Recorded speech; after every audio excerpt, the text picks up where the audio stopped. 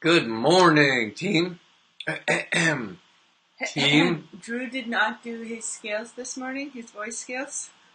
What's a voice scale? When you warm up your voice, like if you play piano, you would do your scales on the piano. But if you did voice, then you would have to do it with your voice. How do you do a scale on a piano? To warm up. With your fingers? Like stretch your fingers out? Yeah. No, it's like you... I don't know how to explain. You've never taken music lessons? No, well, I did the recorder. Oh, that's not a real instrument. It's like a toy. Dorothy's turning her nose up at my music career. Anyway, a scale you use to warm up. So you do... No idea what you're talking about. Anyway, obviously Drew didn't take any music lessons. That's what's wrong. You did not exercise your musical side as a child. Play the recorder, thank you. What's up, Kayla? Hey, Kayla. Kayla is... There we go. Now she's explaining. Do, re, mi, so, fa. Do, re, mi, fa, sol, la, ti, do. Kayla, don't encourage her. But the ones that I really liked to warm up to was... Mommy made me eat my M&M's. Mommy made me eat my M&M's. And then you go up the scale. Oh my gosh. Can someone help me out here? Good morning, Kayla. Morning, Kayla. Thanks for hanging out with us and Trying to explain to Drew what a scale is. having fun with us. Actually, Christina from the radio, she gave me this book one time, which is super cool, very thoughtful. It was a Dr. Seuss book. It was a Dr. Seuss book, and it was like you're supposed to read it out loud before you talk, and it was like supposed to practice your Pronunciation. thank you Enunciation? pronunciation. Enunciate. That's another one. Enunciate. But I don't really do that before I go on air. I just jump in. And talk. Anywho, Well, clearly this morning you needed it. I don't even know what happened. How did we get on that topic? Because when you went to talk, you were a little pitchy. Oh, pitchy. Nikki's in here. Good morning, Nikki. I'm getting there, team. Just wait. I only encourage. You should encourage me, Kayla. I'm just kidding. I'm more fun. Dorothy's always like tries to pick get people on her side. That's right. Well, at least she doesn't deny it. Morning, Nikki. Morning, Suzanne. Thank you guys for tuning in. We're about to jump. We're just gonna start here in a few minutes. We just wanted to. Dorothy was still setting up. I was eating my banana And peanut butter. And peanut butter. Where are you going? So this is the Dorothy show this morning. Drew has left the building. But this morning we're going to talk about baking and how to transform conventional baking into healthy treats. So we're going to be talking about replacements for flour, sugar, and oil and butter. So how you could take a conventional recipe and make it healthier. No idea, Drew. Yeah, and Dorothy is pretty fantastic at this. She's going to be like, oh, all you do is this. That most of us that aren't bakers know that it can be challenging. So I'll slow her down and do some walking steps with you. Dorothy, she has been experimenting in the kitchen for years. And the recipes that we're going to share with you, or the recipes that we have shared with you, they've been altered and they've been experimented and formed to amazing creations. But Dorothy is very talented in the kitchen. She just doesn't believe she is. So when she makes some, like she tries a new recipe, it turns out 98% of the time, magically. And then 2% of the time she has this huge giant meltdown and she thinks she's the worst cook ever. And I'm like, Dorothy, how many times? I don't even remember last time a recipe hasn't worked out. Yeah. But you know what's interesting is we expect to do something one time and then be good at it or master it. So a lot of times I hear, "Oh, I tried that recipe, that healthy baking recipe. It didn't work." But you only try it once, and then you don't try it again. It's because it didn't work. But you have to be really patient and try multiple times, even if it doesn't work. I always suggest when you're starting and transitioning to healthy baking, to make the batches smaller, just in case they don't turn out. So instead of making a full batch, you make a half a batch, so that if it doesn't turn out and something goes wrong, you don't have as much food. And there's been times when mine hasn't turned out, but a lot of times it still tastes good. Mm-hmm. There has been some times especially when I was experimenting with different flours, that it didn't taste so good. Remember those cookies that tasted like drywall? No, they didn't. I was experimenting with coconut flour, which I wouldn't suggest using. It's very difficult to use or to make taste good. Anyway, I was making these cookies, and they were literally like dry and had no taste and crumbly. And Drew ate them anyway. I was like, "Don't eat those. They're so bad." They weren't that bad. All I did was they were dry, so I crumbled them up and I put them in a bowl and I put milk on top. And it was like cookies, like milk and cookies. It was so good. And the thing is that the recipes that we're going to go over with in the healthy substitutes, you can eat them. Like, it's okay. It's not like you're eating a big pile of refined sugar or a big bunch, like a big bowl of butter and white flour. Sugar, like that's not how we're going to teach you how to create these recipes. So you can do something like that and not be like, "Oh, I feel horrible after. I felt fine after." Yeah, you can feel comfortable eating the baking. You don't have to feel any guilt about it when it has clean ingredients in it. Now, we wouldn't suggest going and eating an entire batch of muffins just because they have healthy ingredients. But even though you'll feel like you want to do that because it tastes so good. But you still have to keep in mind your portion control as well. That's right. So, Jessica, Instagrammers, we're over here on Facebook Live, facebook.com/trueformlife. And then Facebook, we're also on Instagram. So if you're traveling or if you want a different platform, we usually stream these on Instagram as well. We got Jessica in here again. Thanks so much for being here with us, Jessica. Love your questions and comments. Yes. Vince, good morning and happy Friday. Vince, happy Friday. Vince is in our monthly membership group, and he posts a quote, an inspiring quote every morning. Yeah, he does. It's amazing. Thanks, Vince. And then Louise is here, too, in our membership group as well. And Nikki's in our membership group as well. Yeah. So we got an awesome community. Thank you guys for being here with us and hanging out with us this morning. Louise, did I mention Louise? Yes. Morning, Louise. Okay, so today you mentioned that we're going to talk about healthy substitutes for baking. Mm-hmm. So that includes flour, sugar, and butter oil. Okay. So when we create recipes true form style, there's no conventional flour. It's all no conventional white processed flour.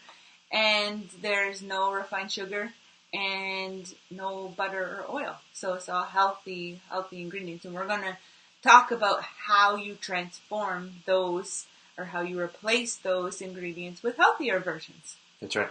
If you guys have any baking questions throughout the show, just ask in the comments and we'll answer them. Mm-hmm. And then, or Dorothy will answer them. And then we have a True Form shirt that we're going to be giving away. Yes. So it's going to look something like this. If you want your very own shirt, stick around till the end. And we'll enter your name into for a draw. Yeah. See, still practicing my skills. We got some questions from Kayla right off the bat. We love questions. Bring it. Have I used spelt flour before? No, I haven't. Ever since that I started using Complete Truth Protein, I kind of ended my search for healthy flour because Complete Truth Protein just is so, I don't know if the right word is compatible, or user-friendly. Maybe that's a good one for Complete Truth Protein. But Complete Truth Protein is so user-friendly, so easy to bake with and to substitute because it's a one-to-one conversion. So if you're recipe called for 1 cup of flour, you could use 1 cup of Complete Truth protein. So I never got a chance to experiment with spelt flour because now I only use Complete Truth protein. But I did a lot of different gluten-free flours, which we can get into as well. So coconut flour, almond flour, a bunch like rice flours, chickpea flours. I did a lot of experimenting with a bunch of different flours like that. Yeah, so some good, some not so good. so we can go over some other ones besides spelt flour. But if you have any questions around some of the other ones that Dorothy's going to mention, then we'll talk about that as well. And we have Linda tuned in here. Hi, Linda. Hey, Linda. Hope things are going well with the start of the new season.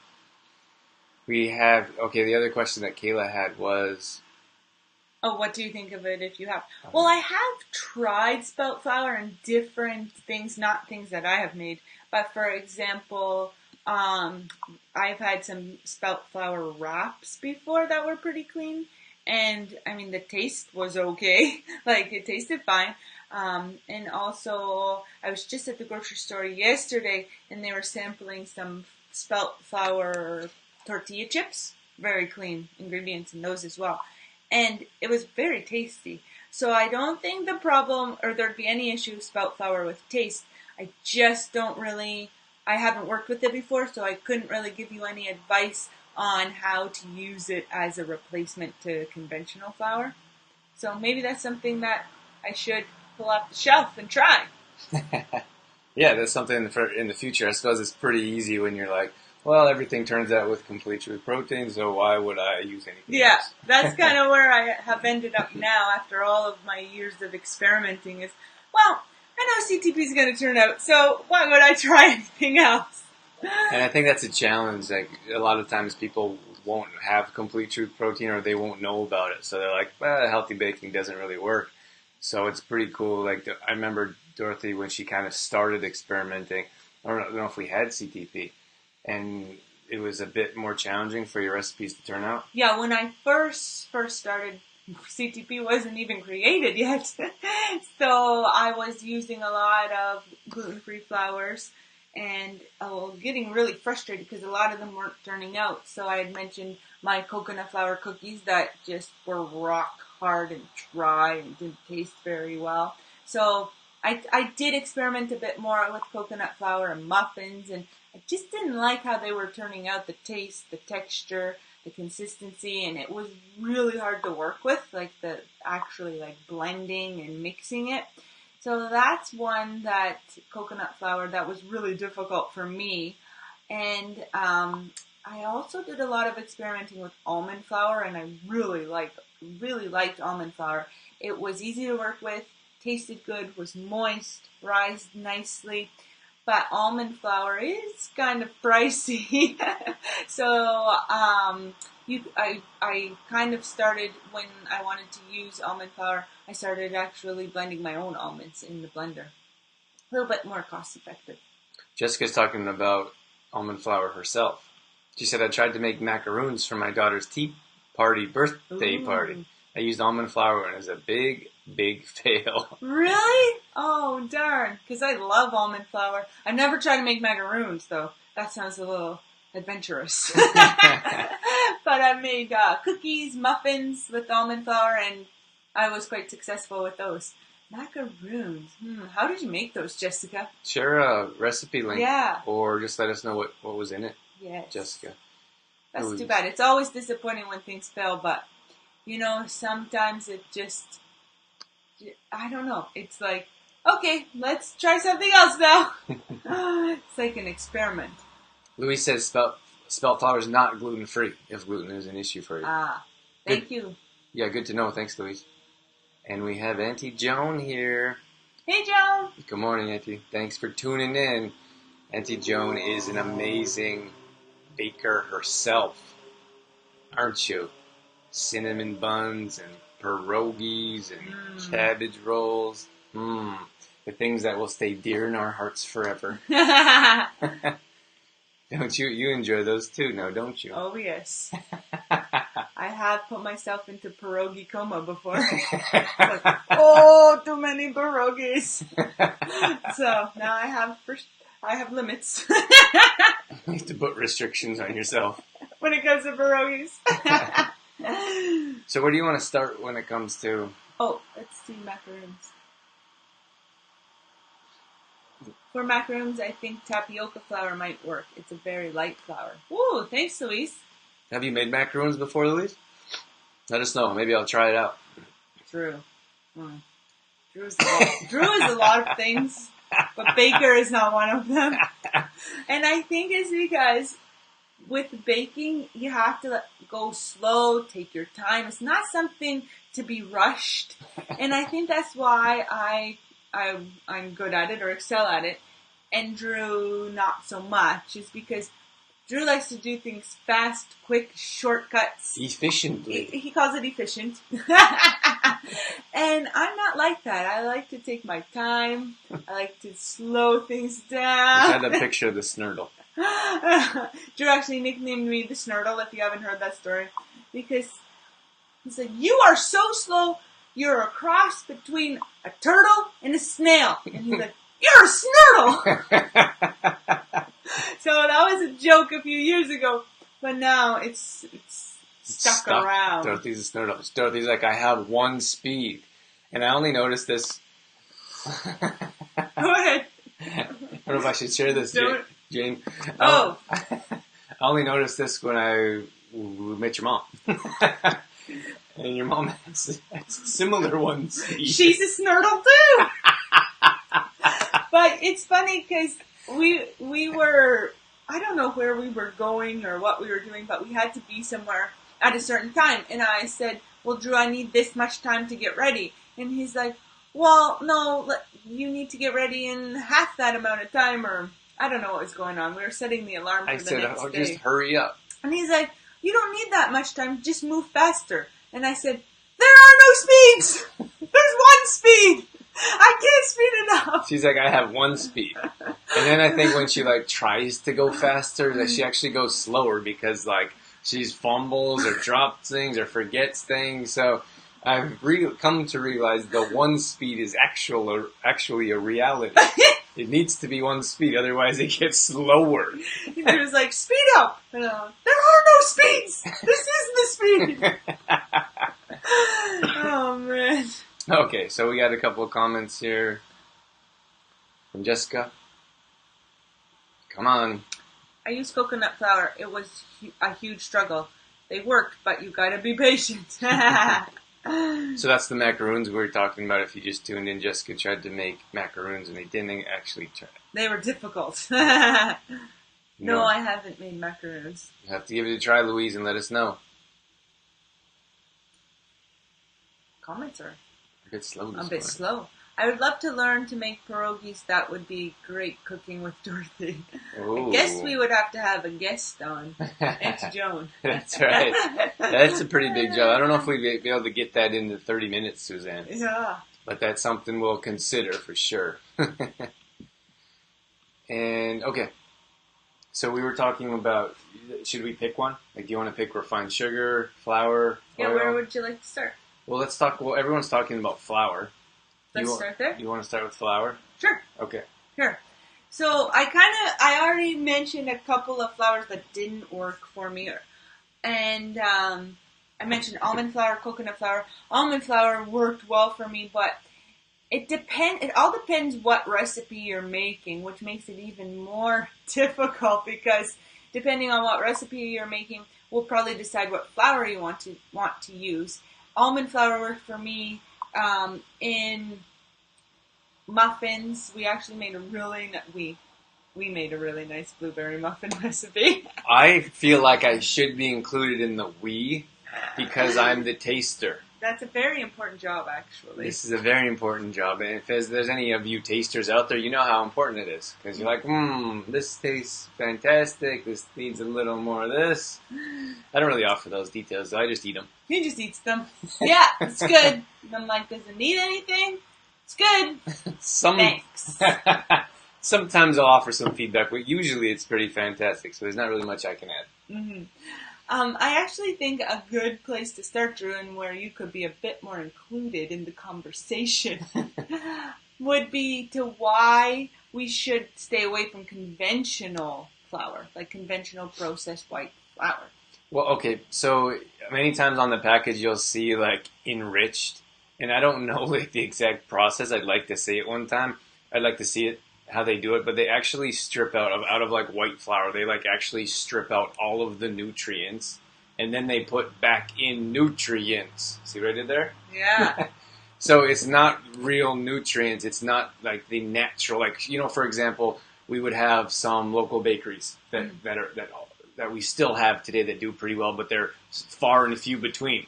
Before, we only had bakeries. Like, we only had family-run small bakeries. That's what we had. So those were healthy breads. Those were healthy products. And now it's like the only time we have these huge bakeries. They're mass-produced. They're usually in grocery stores, and they're not the healthiest options. And so the wheat or the breads that we consume now are much different than what our parents or grandparents were putting together. So now when we have like enriched products, they're basically mass produced. They're built for shelf life, for flavor, for looks. Like that's how the grocery store is designed. That's how the grocery store is built. We need to have cheap products that last forever. And to make that happen, we have to have all kinds of toxic ingredients that our body doesn't process, utilize, absorb, digest, which is why we have more digestion issues. And when we have digestion issues, we have energy issues. So we don't have any energy at the end of the day because our body's trying to digest all the low quality foods we're putting in our body on a regular basis. Woo! Pow! So, just to wrap that up, it's much different now. So, you have low quality flours, breads, pastry type of products now, much different than we had before. So, if you look at a white flour, they kind of chop it up, strip all the nutrients out, probably so it lasts longer, so it rises better, and they put back in nutrients that our bodies shouldn't be consuming. And a lot of it has to do with looks as well, I think. That's just kind of my opinion.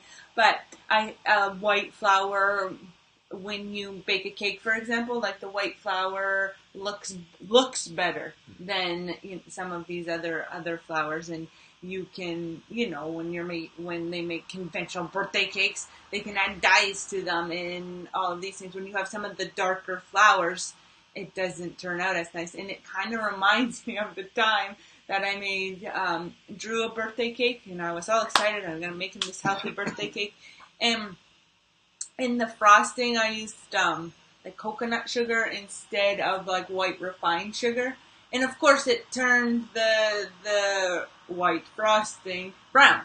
So I'm like, that's why they probably have made the sugar white, is because it looks better, right?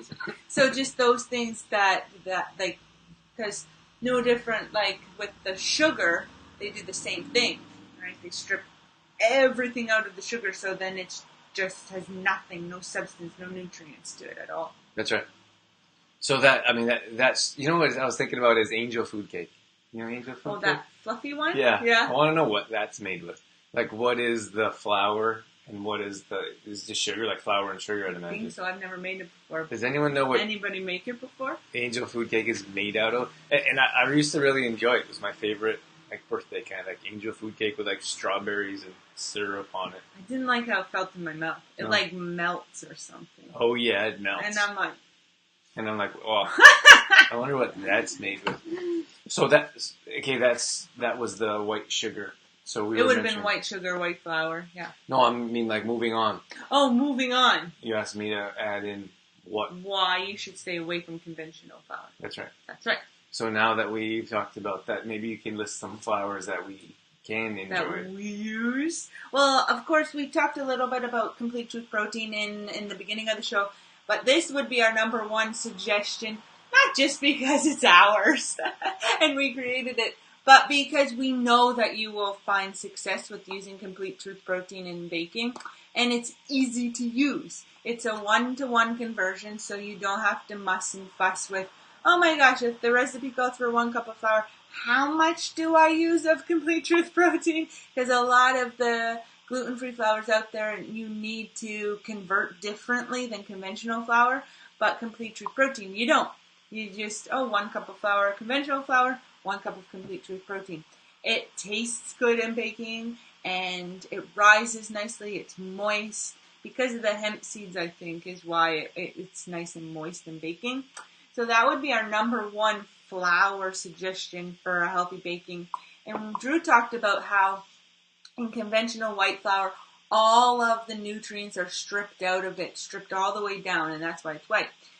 We don't do any of that with Complete Truth protein. It's the food in its natural state. So you have all of the health benefits from a complex carb, quinoa. You have all the health benefits from hemp seeds, and that's a healthy fat. And you have fiber in there. We don't strip any of that out. So you are basically jam-packed with nutrients. So if you make a muffin, it's actually going to give you energy and fuel your body, as opposed to your body kind of going into, with a conventional muffin. Conventional muffins are cake. They're cake. Because they have butter, they have sugar, like chocolate chips, whatever. But that's what I was once telling my friend who was eating a muffin. And she asked me, is this healthy? I said, you're basically eating cake for breakfast. So, the ones you buy at the grocery store or at a coffee shop or something like that. Yeah, they're basically cake. But the thing is about your baking in general is many times that we feel guilty about having baking. And it's because baking is usually or conventionally not the healthiest thing around. So when you're using a ton of butter or a bunch of refined sugar or your flavoring and coloring, that's not going to fuel your body properly. So when we put together these recipes, or when Dorothy puts together these recipes and we share them, and people are like, oh, I can't make those because they taste so good, I want to eat all of them.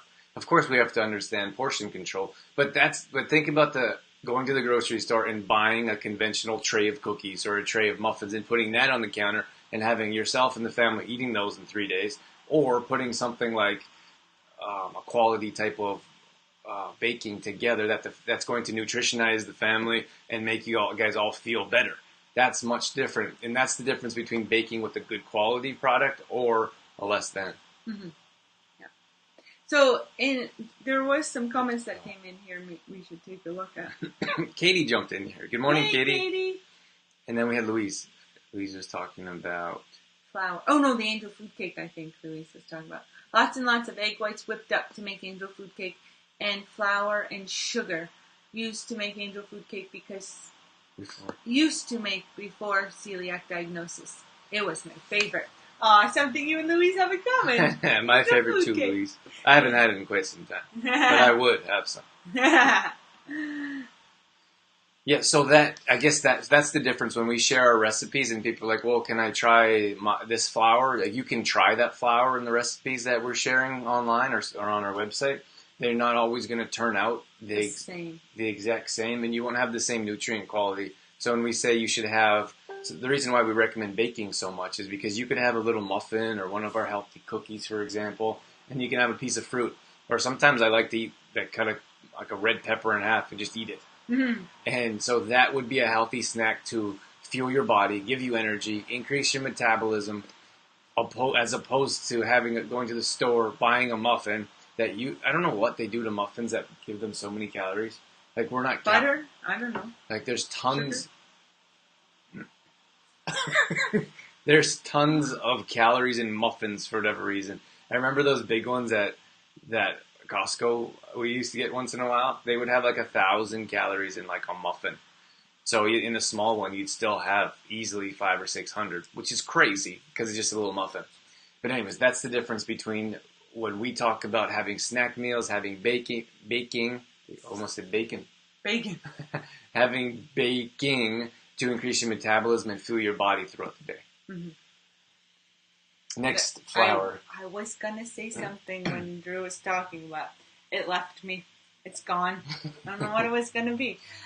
Next, flour. So if Complete Truth Protein, if you're not quite ready to go to Complete Truth Protein, there are some small steps you could take to get there, to get to a gluten-free flour.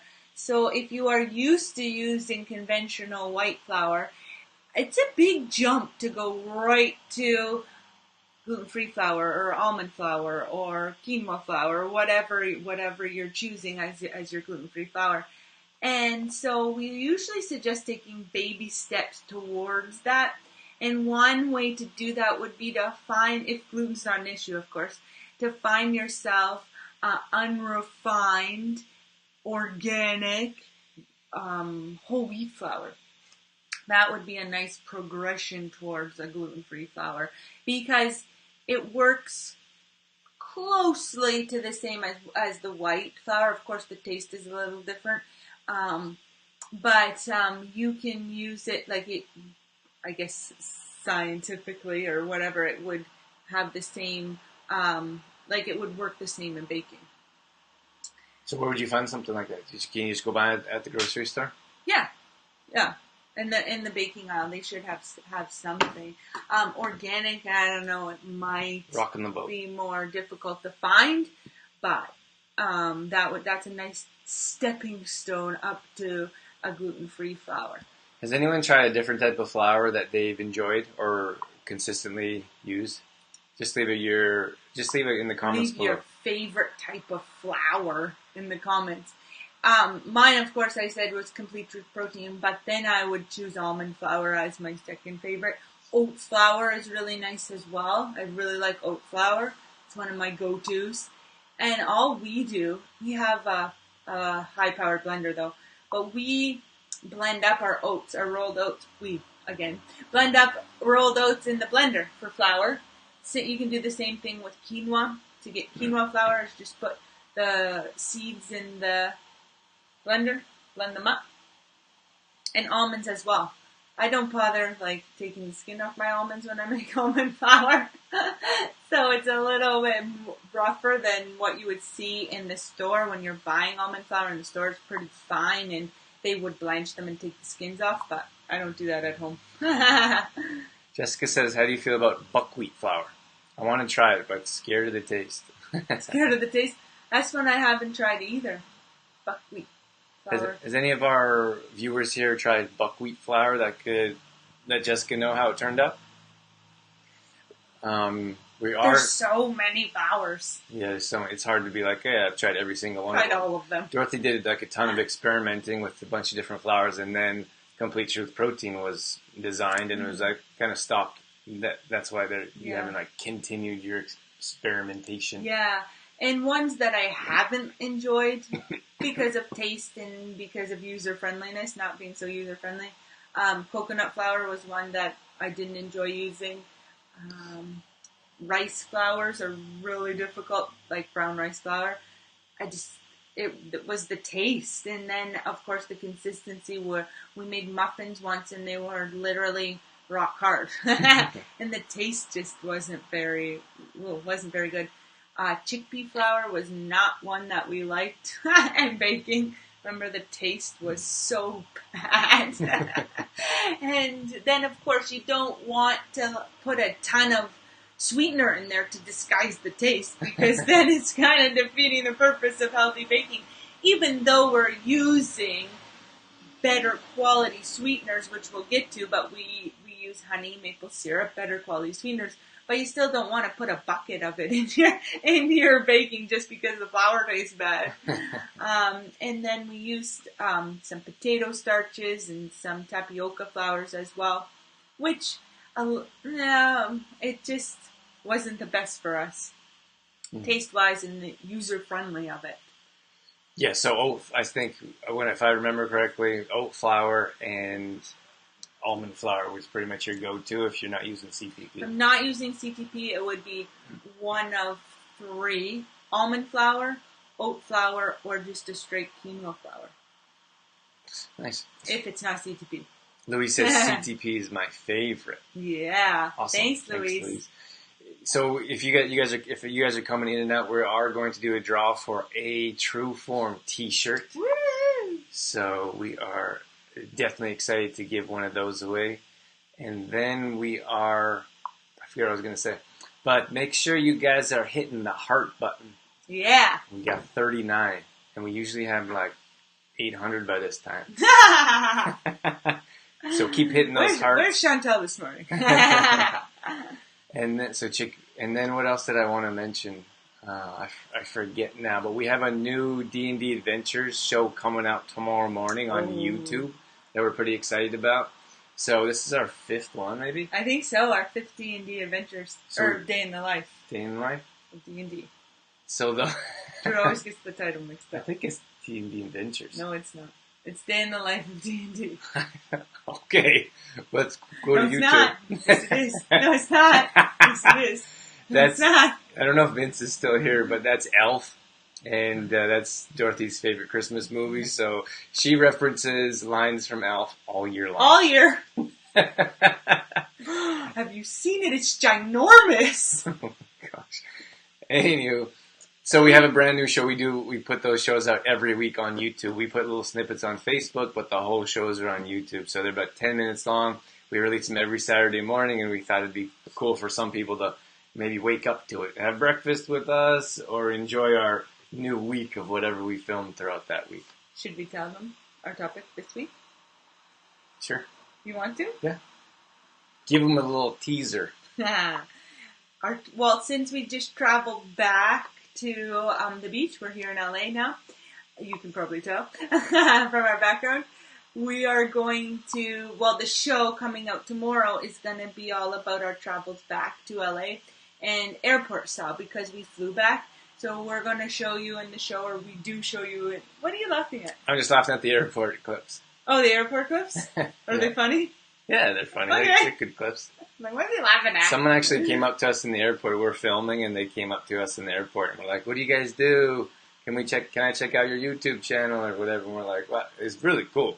I thought. Yeah. Did you like it? Because we don't consider our equipment to be fancy because there is so much more expensive equipment. Like, we have the beginner stuff, so we don't feel that it's so fancy. But people see us walking around with our DSLR camera and our mic and our stand and our tripod, and they think it's quite fancy. Some people. So, well, I did when I would have if I didn't have it. Yeah, so we were doing a bunch of filming in the airport to show you guys how we travel and how we stay healthy while we travel. And people were approaching us. The one person, he had like this little Sony camera, and he's like, "Oh, tell me about your equipment." And we're like, "This whole thing?" But yeah, it was pretty cool. And he was just getting into, vlogging. Yeah. So he was asking us some questions about it, but it was super cool. Yeah. You know what? We were talking to the Uber driver as well. Yeah. And we were talking to him about equipment, and it was, I was like, well, we kind of just started our YouTube channel, and then I was like, we have 1,000 videos, and I was like, oh my God. He's like, wow, that's a lot of videos. But we just kind of started optimizing and making more things like this show. So we have videos for years that we put up there. So if you want to go check out some of our past ones, our YouTube channel is youtube.com/trueformlife. And then here's Jessica. Oh, she knows what it's about. Santa! I know him. You know, one joke that we usually always talk about is the coffee one. So if you haven't seen Elf, you have to watch Elf this year. But I think everyone's seen Elf. He's seen in New York City, he saw the world's best cup of coffee. He walks in and he's like, "Congratulations! You did it! World's best cup of coffee! And wow!" And everyone's looking at him like, what's wrong with this guy? Because he's in the elf suit and crazy. And then he just turns and he walks out. So we actually saw on the pier here, they make churros on the pier. And it says, "World's best churro." Am I saying it right? World's best churro. And so we always talk about when we walk by, "Congratulations, world's best churro." Every time we walk by, one of us is like, "Congratulations," and we walk by it like every day. Every day. And it never gets old. We always laugh the same. So if you find the world's best cup of coffee, don't forget to say congratulations. Or if you find world's best churro or world's best whatever. Yeah. You see it all the time. Yeah. It's like there was no marketing thought behind it. Yeah. It's like, oh, this has got to be the best. Let's just put it in print. So we had... Louise said, Dorothy has the correct name for your show. Woo! What is it? Day in the Life of D&D. Oh, So man. I was right and you were wrong, and Louise is on my side. Louise, thought we're on the same team, Louise. You know what the thing was, when we were thinking about the show, like we were talking about this show for years, and then months before we actually made it happen. So we were throwing around ideas and calling it different things for years and years, and then it went to months. So that's why I'm like, always call it something different, because I don't remember exactly what it is.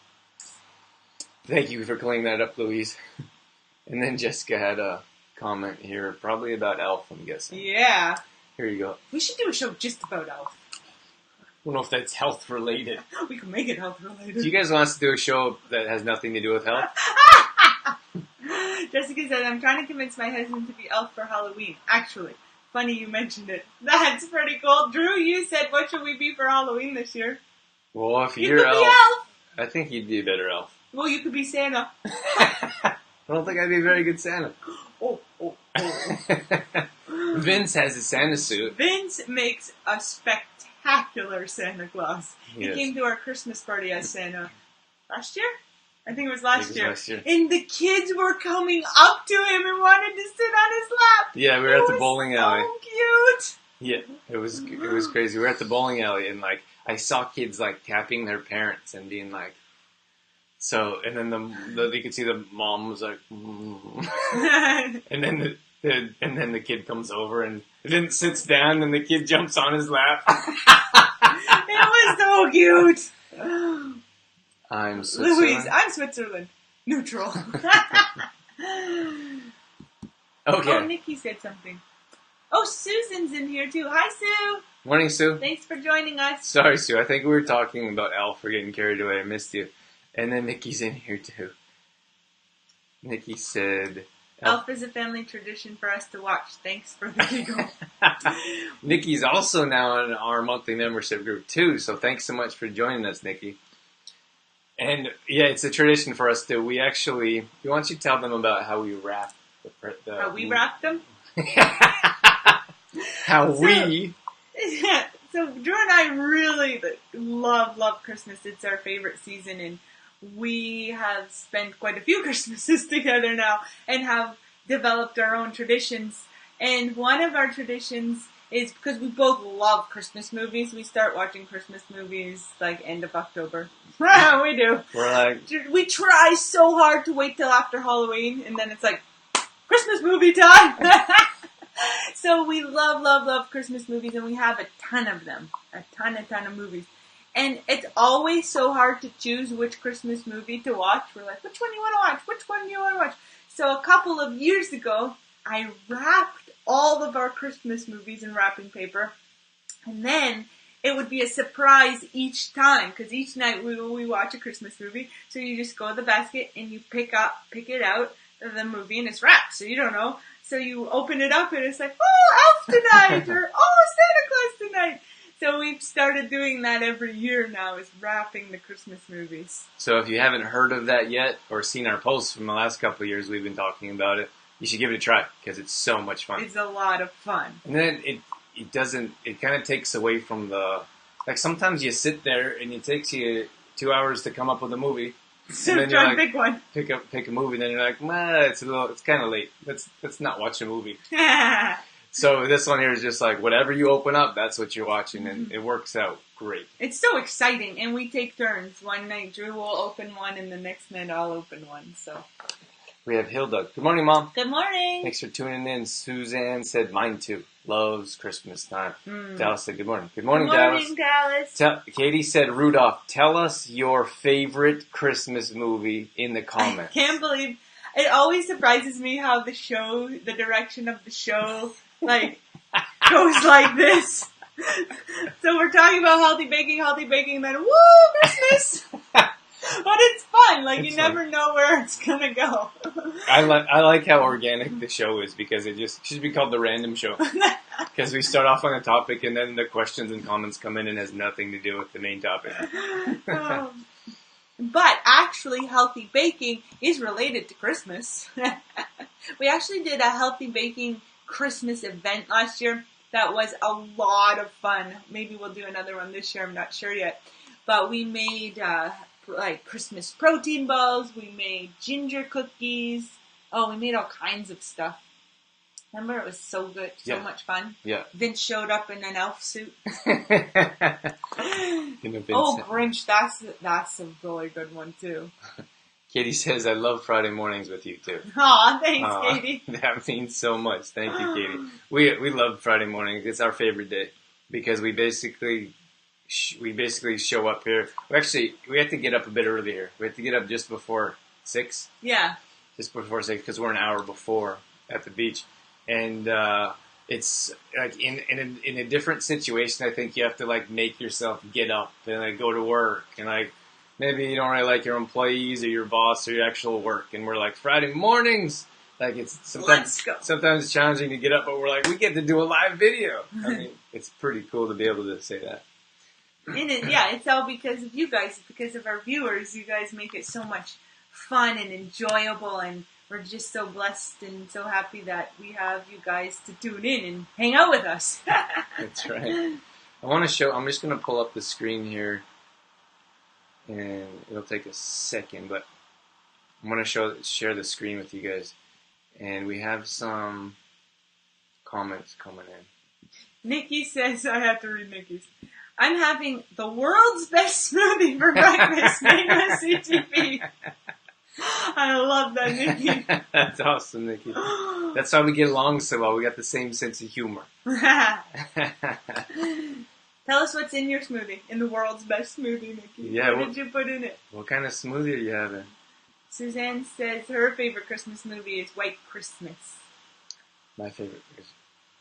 Okay, so I just want to pull up here. Where are you? Oh, there it is. Screen share. Screen share. So I'm going to share the screen. This is our Trueform website. And so if you go to our website, and sometimes it's our plan to share recipes, and sometimes we don't get to the things that we want to do. So I want to show you the main website here. So if you go to this tab up here, it says recipes. So that is the main tab with all the recipes Dorothy puts together. If you go to this search bar, you can type in whatever you want. See, these are the ones we recently posted online, so they come up in our browser. Those are ones that I have searched when I'm making posts, probably. Like, oh, I need the protein ball recipe, so I go to the search menu and type in protein balls. Or I need the muffin recipe, so I go and type in muffins. And it'll just come up. You can, by all means, go and browse through all of the recipe, but there are tons of them. We're working on putting them in categories, but for now, you can just scroll down. So these are all the CTP recipes. They come up on our main page because they're important. If you want details about our monthly membership, we have a free 10-day fitness challenge, and here's exploring mind and body. So these are, hey, Louise, there you are. There you are, Louise. And so this is our main website. So you can click on recipes, or you can hover over and click on complete your protein recipes. Excuse me, depending on what you're looking for. And I should mention too, on a phone, you to get the search tab, you have to have your phone like sideways, lengthwise.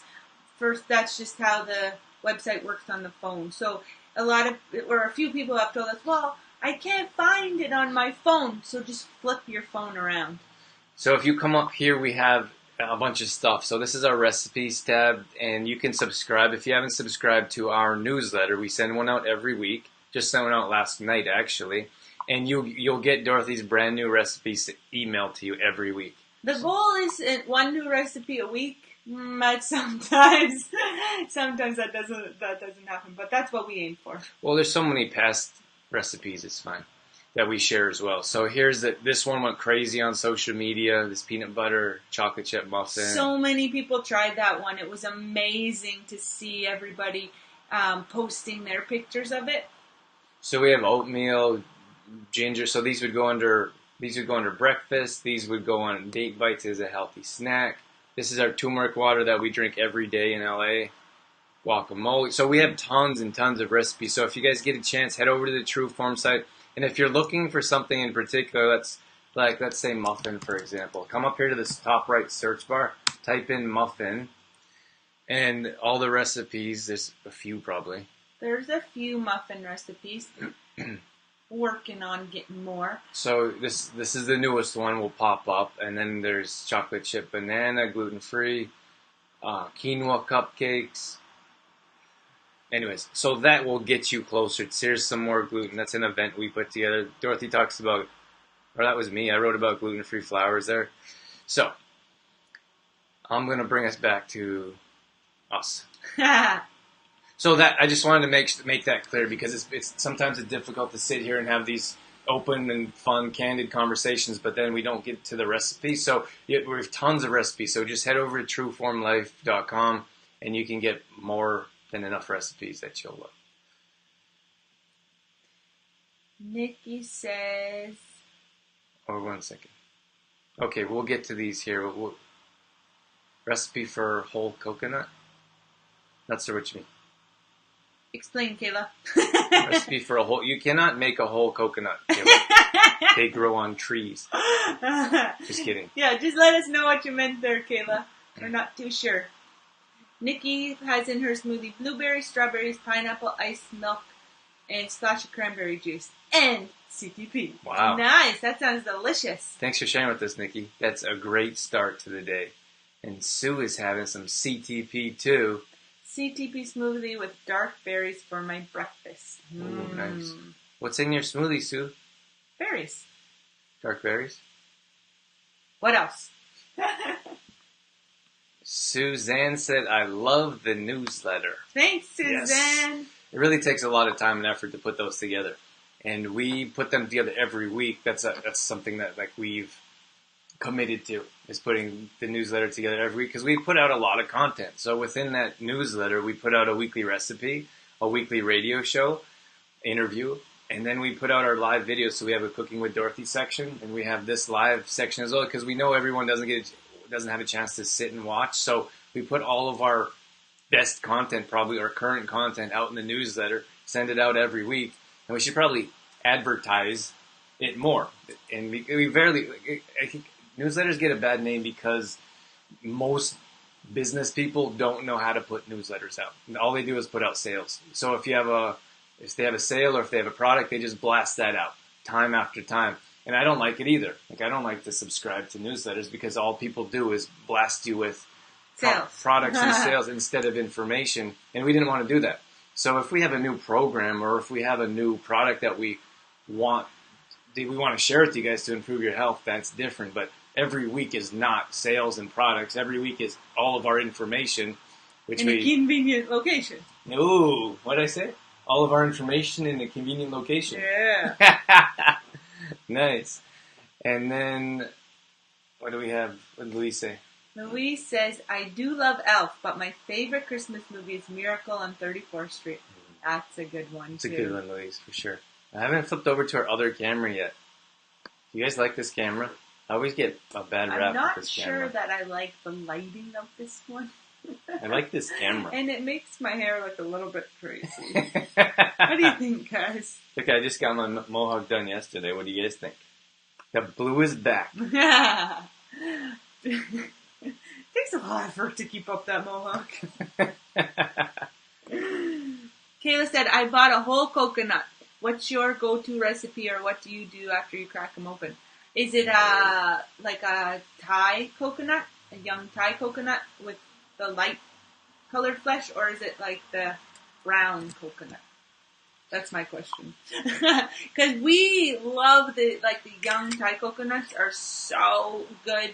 We just crack them open and drink the water. It's the best coconut water in the world. It tastes so good, and it's hard for me to share it with Drew because it's so good. Dorothy's the worst share when it comes to coconuts. We actually had this. What's the one called that's in the fridge? Do you want me to grab it? Sure. I can't remember the name of it, but it's the best coconut water we've ever tasted. We need more hearts, team. We've got 230. Can we get to 500? We've got about 10 minutes, maybe. So let me tell you a quick story. We cracked these open, and I had 2 sips out of it, And I was looking around for it for like a day, and I was looking everywhere. And then I finally said last night, I was like, Dorothy, where's that coconut water that I just opened up? And she's like, I drank it. And I was like, what do you mean that you drank it? I had 2 sips from it. She's like, sorry. That's it.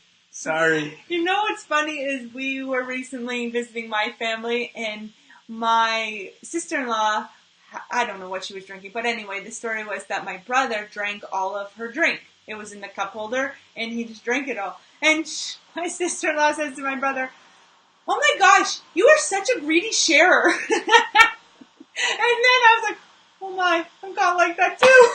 Oh gosh, I'm a greedy sharer. Because when Drew and I eat popcorn, for example, together, we have to have separate bowls, because I'll eat all the popcorn. Dorothy will eat all of the popcorn. And I'm like, are we sharing that? And she's like, what do you mean? There's like popcorn all over her face and shirt. And I'm like, look at yourself. Pull yourself together. So anyway, that was funny, because I'm like, whoa. But anyway, the coconut water that we had purchased was, it's called Harmless Coconut Water. Actually gave that to us. They gave this one to us? Yeah. Oh, okay. This was given to us. Look at those hearts flying in. And it's... Okay, Drew. I get a little confused of the explanation of it. This one isn't... What's that word like they do the milk? Pasteurized.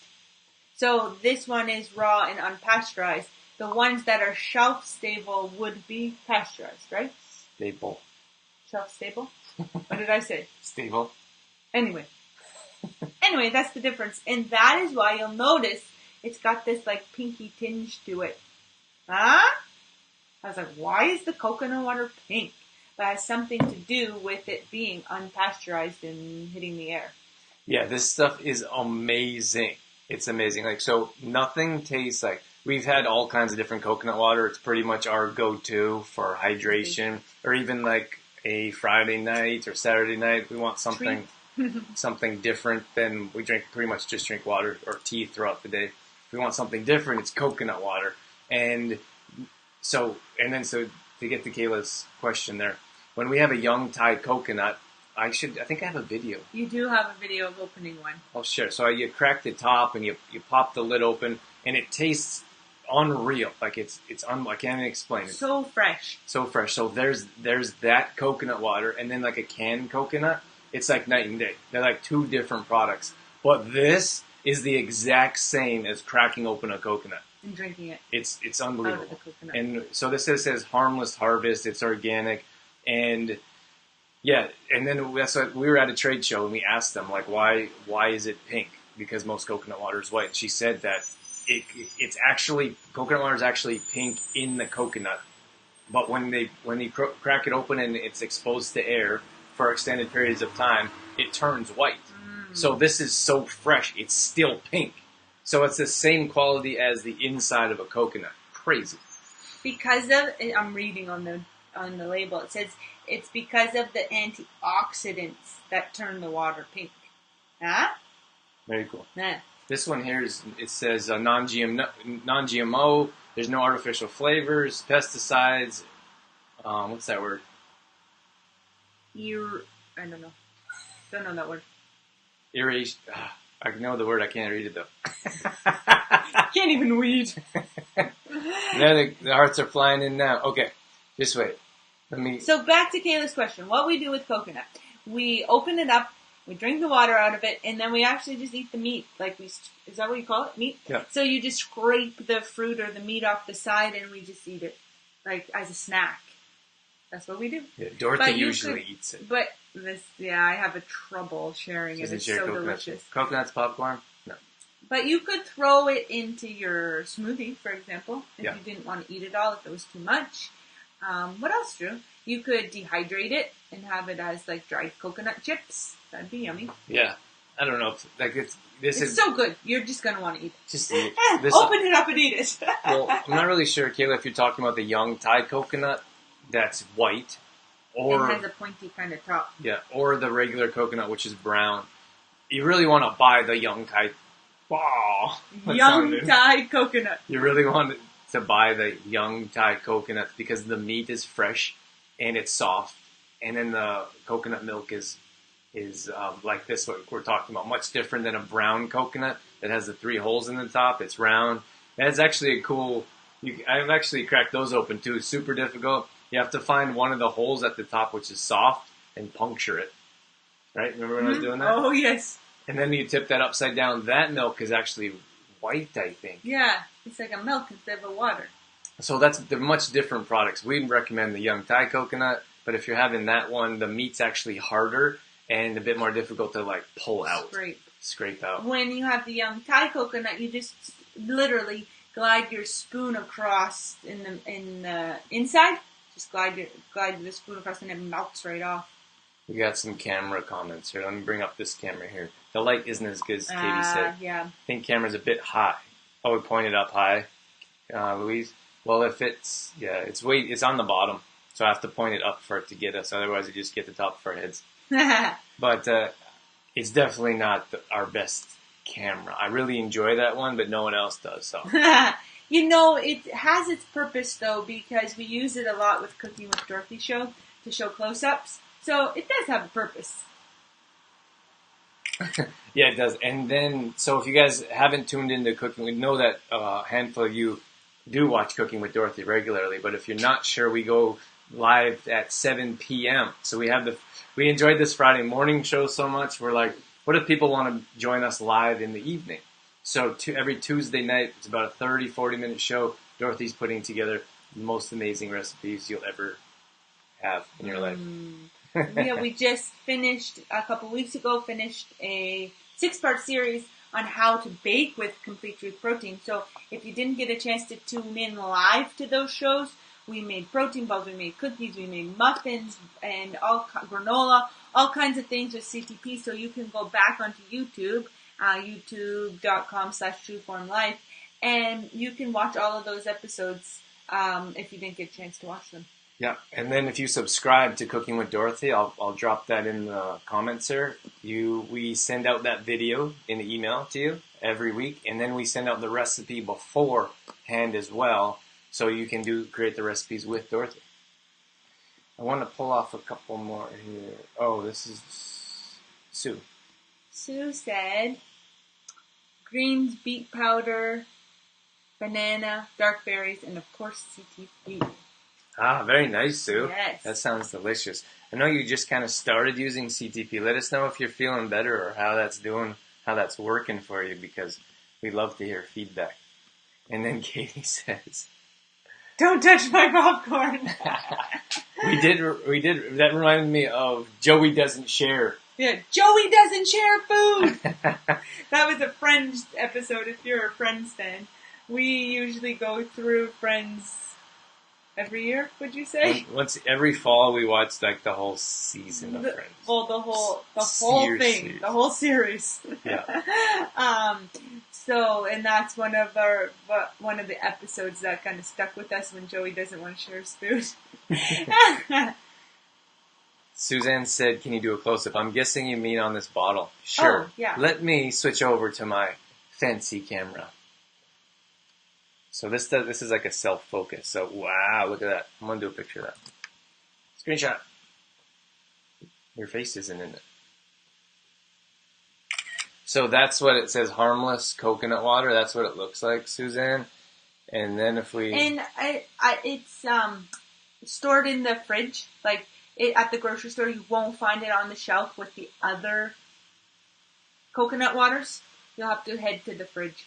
Yeah, this is actually the only one that I found that has to be in the fridge. Mm-hmm. And if you see at the bottom there, you guys have to read the ingredients when you're looking at It's a must. Coconut waters. This one says organic coconut water. A lot of them will have like a handful of like sugar and a few other ingredients you want to stay away from. I've gotten a little mad a few times because I always feel a little, what's the word when they trick me? Violated? Violated. I always feel a little violated when I go and I'm like, oh, coconut water, for example, and I pick it up off the shelf and put it in my cart and forget to check the ingredients, and then I get home and I'm like, sugar! They did it to me again! So always check the ingredients.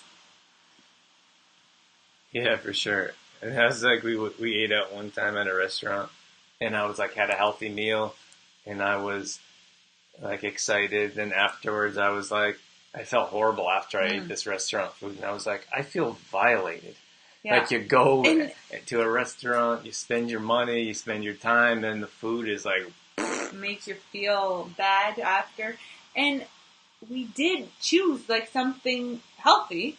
yeah. Yes, I think it was a salad and Whatever. I don't know, whatever it was.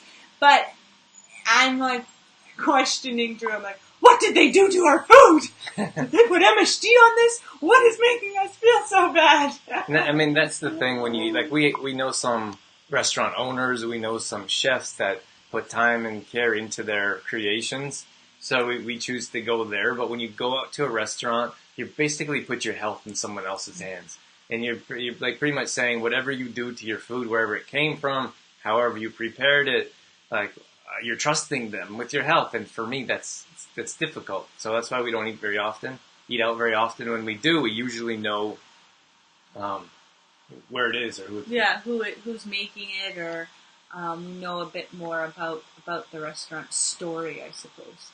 That's why also it's nice to eat locally, like if you're eating out, because you can have a chance, like when we're in Olds, we know a lot of the restaurant owners and have had personal conversations or connections with them, so you know a little bit more.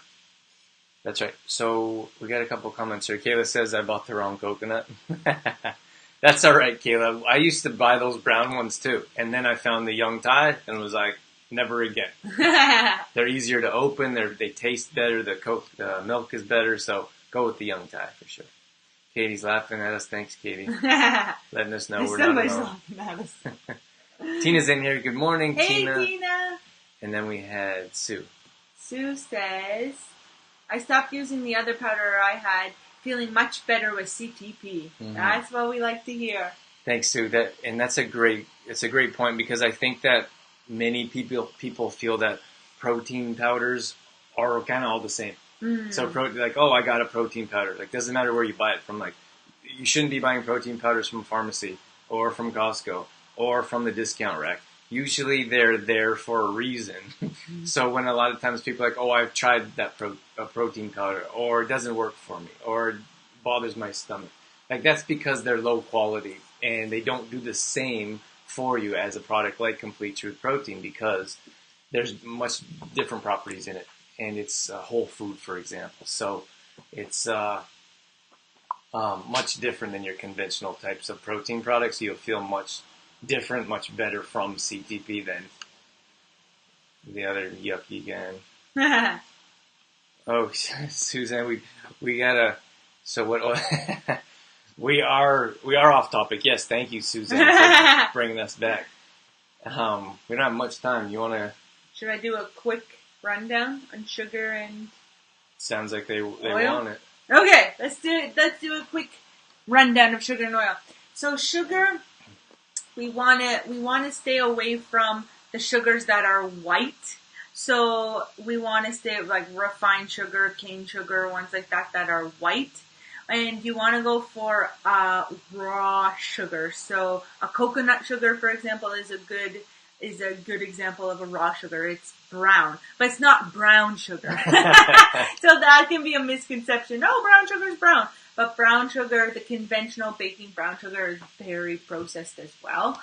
So that's kind of the key to transitioning from refined sugar and to going to a better quality sugar would be to look for ones that are raw. And you know that it will be a raw sugar because it will be brown and not processed. Because just like the flour, they strip everything out of the raw sugar to get it to be white.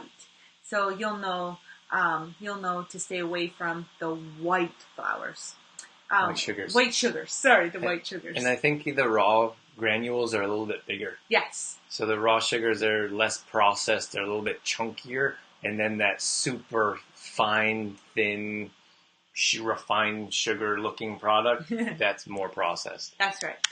And then we actually go a step further than that, because we don't use any sugar in our baking. Refined sugar. Or we don't use raw sugar either. Maybe a here and there. But We use actually maple syrup or honey in our baking, and those are more natural sweeteners.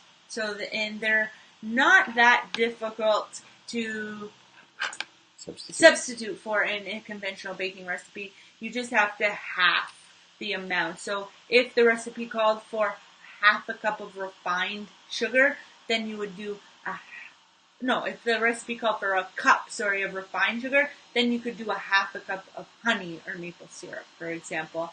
And once you get used to that, like sometimes we only use a quarter of a cup or a third of a cup because we don't necessarily like our baking so sweet. But so if you're finding you can reduce it even more to a quarter of a cup or a third of a cup, that can be enough for some people as well. Katie says, I love using my bees, honey. Katie, do you have your own bees? I want bees. Oh, this has been what would you say, adventure for you? Tell me about your bees, Katie. Drew always has wanted bees.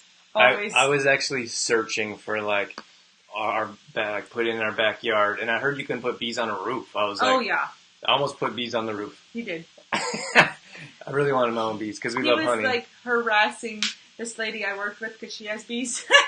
I'd ask her like millions of questions. And he was like asking her a bazillion questions, and I was like, "You see, I can get rid of him for you." Tell us about your honey, Katie. I need details. I'm gonna contact you after this show right away. We have, what did you say? We have 4 hives. Wow.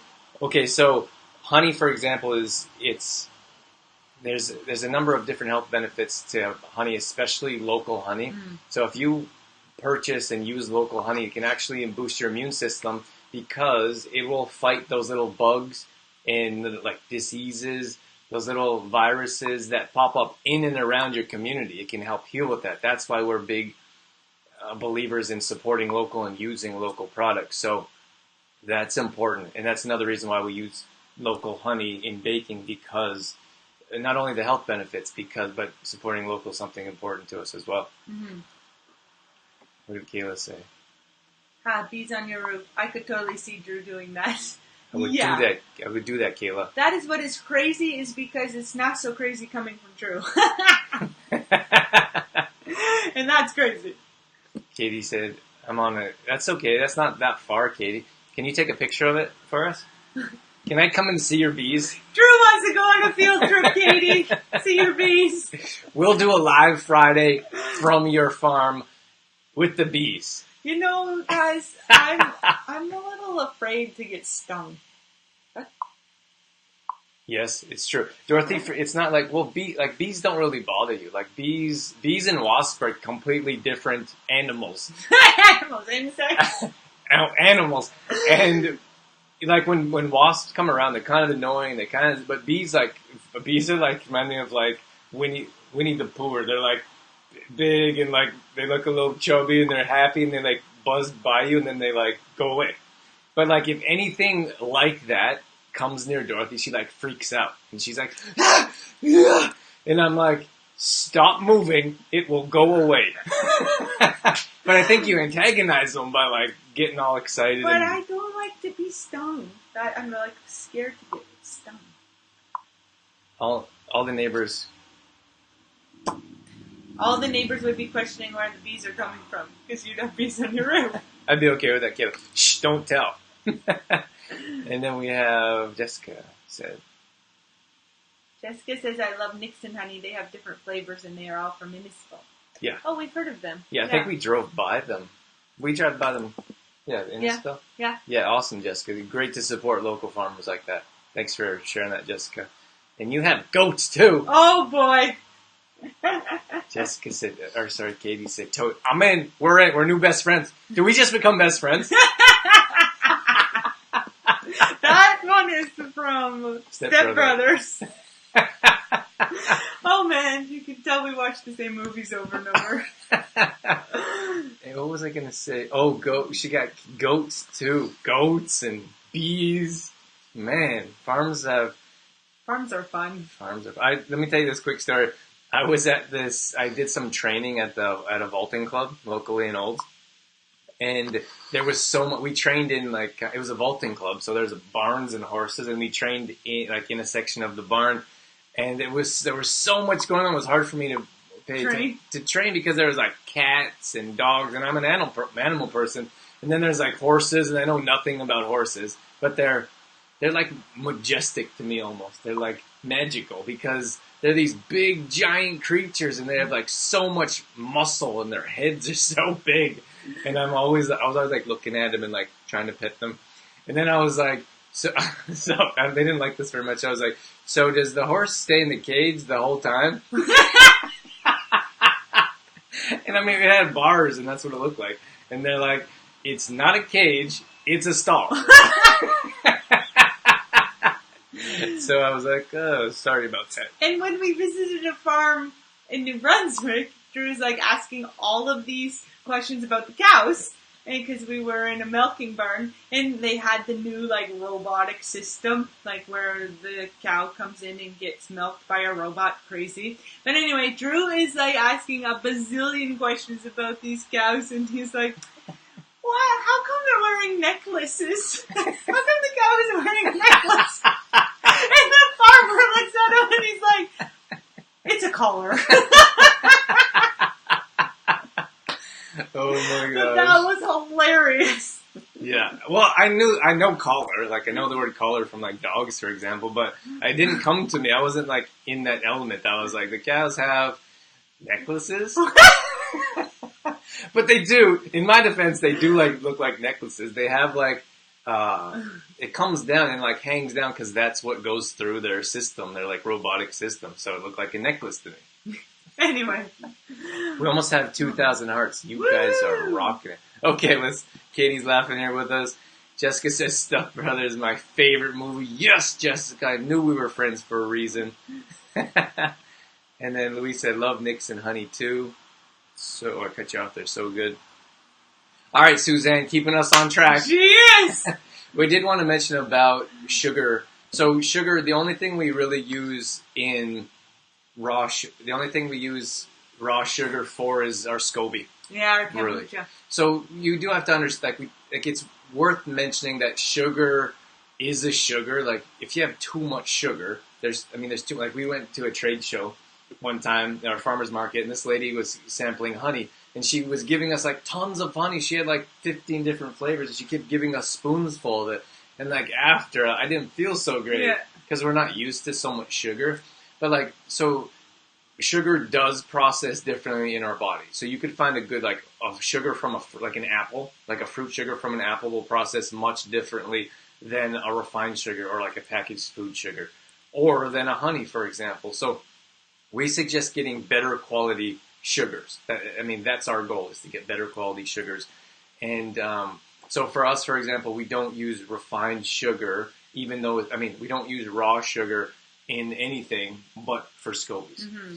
And that's important to note, I think. Mm-hmm. And that is one of the reasons we would suggest making your own kombucha, is because you can control what sugar you're using and the amount. Because we don't know when it's a pre-made kombucha. We don't know what kind of sugar they're using, and we don't know the amount. Because lots of the kombuchas are sweet. Mm. A lot of them are sweet. Too sweet. Too sweet. A lot of kombuchas are actually, I don't know, they're commercialized. So when kombucha, and it wasn't that long ago, they just started to come out with 100 different companies with kombucha. So it's kind of cool for me, at least, to see the kombucha train? Yeah, the evolution of kombucha. But when we started making kombucha, there wasn't in grocery stores. No one was buying them, or no one was really making them. But that's why we suggest making your own, because from the usually, now we have some good quality ones even locally now, but usually they're commercialized, and they're meant for grocery stores. They're meant for look, and they're meant for flavor. So that's why we probably should make our own, especially when it comes to those ones that are all over the place. You're not sure what's in them. Mm-hmm. All right, Sue wants us talking about oils too. Okay, let's start with oils. Okay. You did visit farms as a child. Yes, Mom, I love farms and animals, you know. had a couple of uncles that have farms, so I was pretty fortunate when I was young to hang out with farmers and at farms. Want to read that one? I think I had read that your body reacts differently to stevia than it does to sugars. Have you heard this? I don't know if it's true or not. Ooh, we didn't really talk about stevia. Yeah, and we should, because stevia is in... It's a plant. It's in plant. We use stevia in Complete Truth Protein. And, yes, we do. Hey, great question, Kayla, before we move on to oils. And so stevia is a plant, and it doesn't raise your blood sugar levels. So that's why it's so important, and it's natural. So you could get something like probably Splenda, which we 100% do not support or recommend, and I don't think that would raise your blood sugar levels. Now, don't quote me there. That's a product we don't recommend that. Mm-hmm. But if you look at a product like stevia, it actually comes from a plant. Now, sometimes I've seen it advertised, or sometimes people are like, oh, I just use it in coffee. It's not the same product as sugar. It comes from a plant. It's not as processed. It doesn't taste the same. So a lot of times we were at trade shows with Complete Truth Protein, and we're like, oh, we have stevia in this product. And like, oh, no, I tried stevia. But we use a small amount of stevia, and the flavor combinations go perfectly together. We experimented with 10 different types of natural sugars, and stevia was the best one. And that was our goal, to get the best tasting one to give you a nice boost of energy. Stevia also helps with digestion, and it doesn't raise your blood sugar levels. So yeah, you're 100% right, Kayla. That's why it would process differently. And we also ran into Tom King, who we talked a bunch of times about keto stuff, and he has his own manufacturing plant for stevia products. So we're going to be experimenting with different types of stevia products, and we've actually given some away too on the show. So yeah. We definitely recommend stevia, and try different kinds, because we've actually found different products. Some are green, some are white, and some are processed much differently than others. So just because you try one doesn't mean that that's not going to work out for you. Yeah, just understand that it is very different than refined sugar. I think lots of times people are looking for an exact substitute for refined sugar. And stevia is, it's a plant. It's much different than refined sugar. So to use it in the same way as you would use refined sugar isn't really the best way. Right. So Sukin is a live testimonial here. She said, stevia doesn't taste great to me. In your CTP, it's okay. And I think most people would agree, Sue, that you can't even tell it's in there. All it does is change the flavor combination to add it a bit sweeter, but you can't tell it's sweet. It just changes the flavor. So that's why we did that. And then got a couple more comments here. Kayla says, sorry, people want to talk about oils. I just wanted to know. Don't feel bad, Kayla. That was a great question. Yeah. So thank you. And we should have talked about it anyways. I'm not sure how we missed it. So thank you for the reminder. Louise just said, I find rye kombucha to be less sweet. Yeah, rye, I find that too. But even the, what's that brand? GT. I really like, that's one of our favorites because it actually tastes like fermented. Like, it doesn't taste like sugar. Yeah. Yeah. And I mean, I think most companies want to do a good thing. They want to do a good job. And I haven't done a whole lot of research behind store-bought kombucha because we make our own. And if we were to buy them on a regular basis, I would sit there and break it all down, and I would call the companies. Because he does that. Because that's what I do. That's important Drew to me. called a bunch of almond milk companies not too long ago. And he questioned the heck out of them. Like, what is this ingredient? Where does it come from? How much do you use in it? Da, da, da, da. Not like confrontational. No. I just wanted to know. Yeah. I've called farms. I've called carrot companies. I was like, how do you get those carrots so small? But we should. Like, you should know where your food comes from, and you should want to know. So I'm like, and if they don't want to answer my questions, then I don't want to buy their products. Mm-hmm. It's pretty simple to me. But again, so that's why we recommend making your own. But again, I would look for local companies if you're going to buy, or good quality companies. Like GT's been around forever. Mm-hmm. I think Rise might have been one of the first as well. Yeah. So if they've been around for a long time, they usually are pioneers, and they usually came for a reason. So that should help out with your kombucha search. We actually, is our website still up? We actually have on the right-hand side here. Did you screen share? Yeah. On the right-hand side here, we have a kombucha kind of workshop. It's a two-part video series, and you can. It's on the bottom right there, and you can. We teach you how to make your own kombucha. So if you want to jump on that, you're certainly welcome to. Drew has, I guess, a secret recipe with ginger and reishi Sugar. mushrooms and Oh, star anise. oh, the SCOBY, yeah. With the SCOBY, yeah. I should patent that. You should patent it. Okay, so oils. Before we get you guys out of here. So oils and butter, it's... Okay, should I just get into how you substitute it? That's what some of them are waiting for. You can substitute oil or butter in a recipe, in a conventional recipe, with applesauce, for example, is our go-to, is what we do. And again, we do half. So if it was a half a cup of oil in a recipe or a half a cup of butter, we would use a quarter of a cup of applesauce. Sometimes we mush up a banana. If we don't have applesauce on hand, we'll just mush up a banana instead of using butter or oil as well, and that works nicely too. So it's pretty straightforward. You just have to cut the amount in half and use applesauce instead of butter. See, when I told you at the beginning of the show, Dorothy's going to be like, it's just, you just do this. It's pretty easy. I told you she was going to do that. So for those that haven't tried this before, like if they were just like, if they've always used butter, for example, or if they've always used oil, what do you do? Like you just grab a banana, throw it in a bowl, mash it up, and you can break that down for us. Okay. Yeah, so you would just, so if the recipe called for a cup of butter, you would just measure out a half a cup of applesauce. Don't put any butter in it at all. Just put the applesauce in. Or you could take the banana and peel it and mash it up like you were going to make banana muffins, for example, and measure that out as well. So measure it out as a half a cup as opposed to a 1 cup of butter. So maybe you could tell them why you laughed at me every time I grabbed the potato masher to mash up the bananas. It's just really bizarre to me.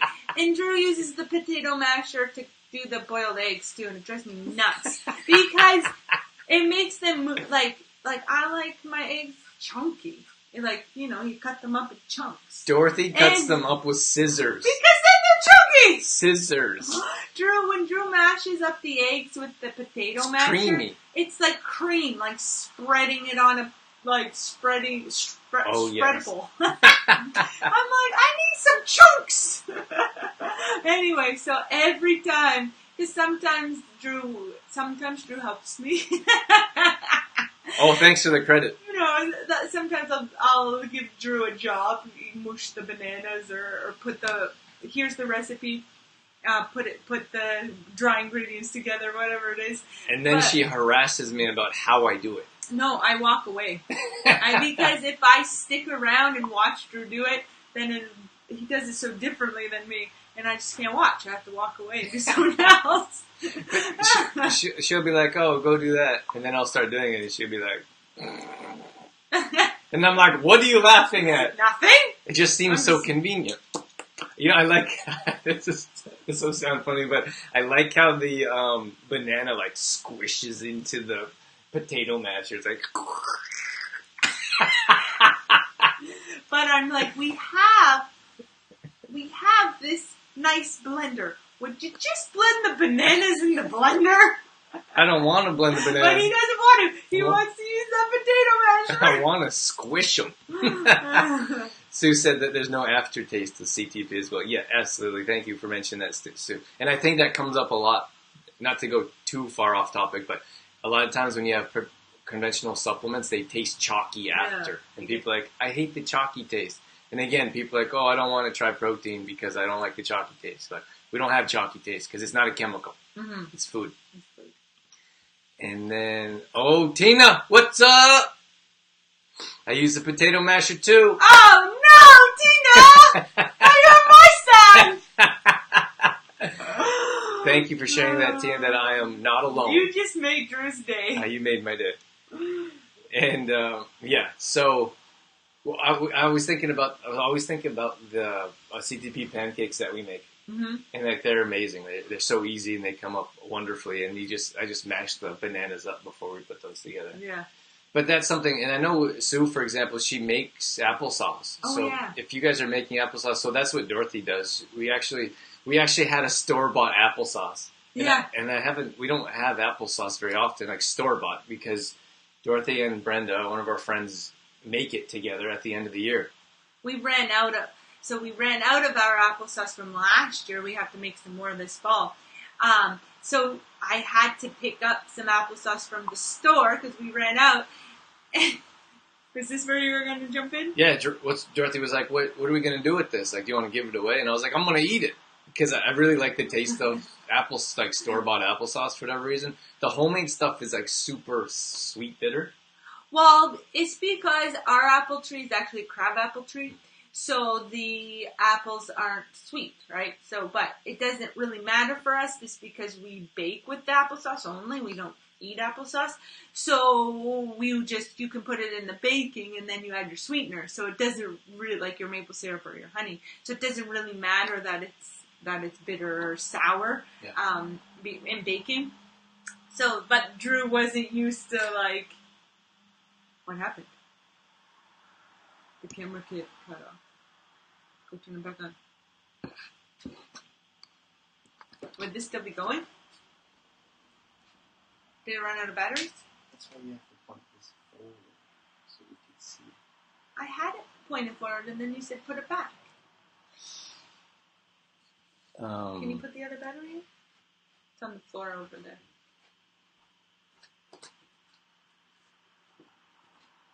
This is still going though. Would be running off the computer?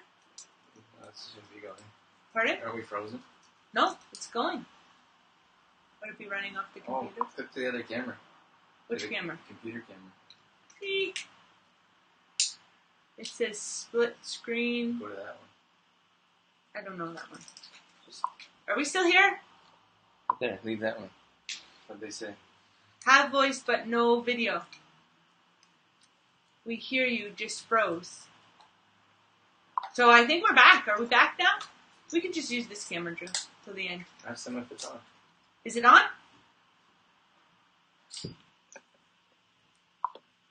It's all good, Louise says. We just had an issue with the battery in our camera. It froze. And apparently I was supposed to turn the screen around. She was like, that's why you're supposed to turn the screen around so I can see it. And I was like, well, you told me to have it the other way. But I think we're good now. Are we on? Yeah, they're talking to us. Okay. I don't remember what we were saying now. That was traumatic for us. Oh, we were like, no! We lost Oh, we were everyone. talking about the applesauce. And I don't know where we ended up, guys. But anyway, you were saying you hadn't had the store-bought applesauce in a while. This store bought. Oh yeah, I really like to eat the applesauce, like the store bought applesauce. So anyhow, I don't know. I've lost everything. I'm shocked that we lost battery, but we're good here.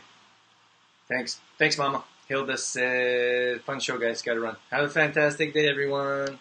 Bye. See you guys." So we're good. Like you guys have our picture. They said that the audio was still rolling. It was just see, we hear you, just froze. So can you guys see us now? Got video now. Oh, Susan. Oh, you're frozen.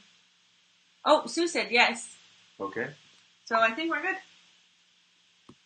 I like butter on my... Can you guys tell us if you can see and hear us? Suzanne said, I like butter on my sandwich. Yeah, you know what? There's new research coming out around butter and that it's not such a bad saturated fat. Louise said all good. Sweet, thanks, Louise. We recommend coconut oil in most situations, but we know it doesn't taste the same, like on a sandwich, for example, but you have to understand, like, you're spreading saturated fat on your sandwich. Mm-hmm. Probably not one of our recommendations, but you might find another expert or health enthusiast that would say something different, but we probably wouldn't recommend that. Thanks, everyone. Everyone says looking good, all good. Sweet. We're back. We're back at it. Okay, so is that... Nikki said I can see and hear you. Thank you so much, guys. is that pretty much it? Is there anything else around butters or oils? I don't think so. If the thing with oil is that a lot of times in baking, it's like a cheap vegetable oil, for example. And if you want to transition slowly into use it, but it's a big step, just like I was saying with the sugars and the flours.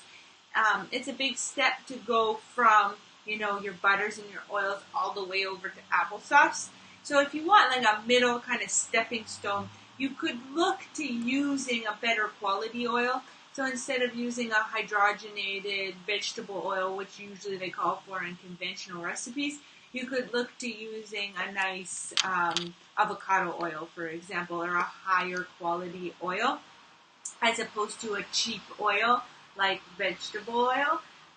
So that would be a nice stepping stone as well to make it a little bit healthier. And if you are using butter, just making sure that it's an unpasteurized organic butter as opposed to, unsalted. Unsalted, as opposed to the, what is that called? Like the no name or the margarine or something less than. So you can just find a better quality butter or oil as your middle stepping stone until you are ready to jump into the applesauce or the banana or something like that. Yeah, and unsalted. If we have butter, we have butter once in a while, not very often, but if we do, it's organic and it's unsalted and it's better quality name brand as opposed to just the cheapest one. Right. And that's something that when we used that, we rarely have cheese now. Do you want to show them your cheese? I think it's gone. Oh. I think I'll go look, but I think I ate it all. And cheese is another one, too, that we rarely have. But if we do have cheese, it's going to be organic, and it's going to be white cheese, of course. So they do cost a bit more, but we don't have tons of it. And we appreciate, because we don't have so much of it, we can appreciate the better quality ones and understand that they cost a bit more money. So we're okay with spending more money on those products because the low quality products are quite low quality. This one, Drew? Yep. So this one? So this is a nut cheese that I found, and I really like it. You have to have an open mind because it's not going to be like mozzarella cheese. But this is a cashew-based cheese. And what do you want me to do? Flip it around. Oh, this way? Just in case they want to see the back. Okay. You might be able to read the ingredients, can you? Will it focus? There we go. Nut milk, seawater, cashew, coconut oil. And then there's some, like, potato starch we know, but like modified food starch, not really sure. But sea salt and natural flavor, yeast extract cultures. So there's a couple ingredients that you're kind of like not too sure. But we did actually look up the company, and they're a local company here. It's all locally sourced ingredients, all plants. And another reason we like the company too is because they're environmentally conscious and aware, and that's something it's important to us too. That's important to us, yeah. So it's all cultured, handcrafted, and soy free. Nothing's artificial, and dairy free. So non-GMO, gluten free as well. It says on the package. So that would be another option as well for you to have something different, I suppose, if you're not into dairy, or if you're trying to stay away from cheese. Like, we don't have cheese very much anymore, and especially with options like that, we don't really need it. Yeah, and we eat to feel good, and to be honest, dairy just doesn't make us feel good, and I get reactions from dairy, so my skin reacts really negatively to dairy. And that's something that you guys might want to pay attention to, because I'll often say, like in a consultation or in a conversation, I'll say, someone says, oh, I have this allergen, or someone says, I get these stomach aches. I'm like, well, have you started a success journal? Have you started recording your food? Because many times we're not sleeping well, we're nasally, we have indigestion, and we don't know. We don't know that your body doesn't react properly with dairy or with gluten. So you have to break that down and figure that out, because if you don't know, who's going to know for you? Yeah. Jessica said, I love cheese. We shop here at the Sylvan Lake Cheese Farm. Oh, we've had their cheese before, too. They have very good cheese. Mm-hmm. Yeah, awesome, Jessica. Thanks for sharing that. And that goes back to everything that we believe in with locally sourced and supporting local. And if you have those type of options in and around your area, like by all means, go and check them out and support them because they need your support. And they usually have better quality products than those giant manufacturers that really just want to be on the shelf as long as possible. And one thing, since we are on the cheese topic, please don't eat orange cheese. Should have a t-shirt that says that. Don't eat orange cheese! Why is it orange? Cheese is not supposed to be orange. And I'm not sure, who would have decided, let's make cheese orange. Let's dye cheese and make it orange. Mm-hmm. Why did they even do that? I'm not sure. But it was funny because a lady I used to work with, she has family from Switzerland who came to Canada for the first time. And they were I don't know disturbed. I was like, what's the right word? Disturbed when they saw that our cheese in Canada was orange. Because they're from Europe, right? Where it's cheese central, but they have nice cheeses, right? They come to Canada as this processed orange cheese. They're like, what is wrong with your cheese? But I just think that was an interesting story because for us, it's just normal, right? The orange cheese. But really, cheese is not meant to be orange. Yeah. They put dyes and colors in it to be orange, which can be harmful for our body. And a lot of people, they don't know this. So it's important for us to spread the word that cheese is not supposed to be orange. And then we're talking about a block of cheese or orange and white cheese. That's dye they put in to make it that color. That's preservative. It's toxic to our body. But we're also talking about those little tiny cheese slices that they sell in cheese slices you put on sandwiches. That's not cheese. It's a little piece of plastic that we're eating. And I'll tell you this quick story here that I'm not super proud of, but probably a handful of years ago, it was super early, and people always ask how do you live the way you do, and it's always transition. It was never white and black, all or nothing. Mm-hmm. It's always progressions, so we're always working towards eating healthier. And this one time, I was craving this, from Tim Hortons, egg McMuffin kind of thing. Yeah. And an egg sandwich. And so the egg sandwich, went through the drive-thru. It was super early. I was craving this egg sandwich, so I went through the drive-thru, and I got this egg sandwich, and I took a bite of it, and I was it was this. And if you're not used to it, it's like peanut butter. If you're not used to Kraft plastic peanut butter, it doesn't taste right in your mouth. Yeah. So I took a bite of this, and it was that they put one of those plastic squares on it, and it wasn't food. It was plasticky. And I was like, what is it? And I still wanted to eat my egg sandwich, so I took that plastic thing out. Not super proud of this. I was driving down the road, and I flung it out the window, and it stuck on the pavement. It was and I just remember that vision of it reminds me of a hot piece of plastic being melted on the cement in a hot summer day. And it was just stuck there, and I was driving, and I was what is that? And I was oh my gosh, that definitely shouldn't have been put in my body. Probably the whole Egg McMuffin thing, but anyways. Okay, should we wrap things up? I think so. I know that, let's see. I'm from Wisconsin, so I'm a cheese lover too. Cheeseheads. What? I thought you were going to carry on. Oh! You were talking there. I love cheese too. What is it? Kayla said? I love cheese too. I'm with you all. Yeah, you know what? There's a chemical in cheese that makes it addictive.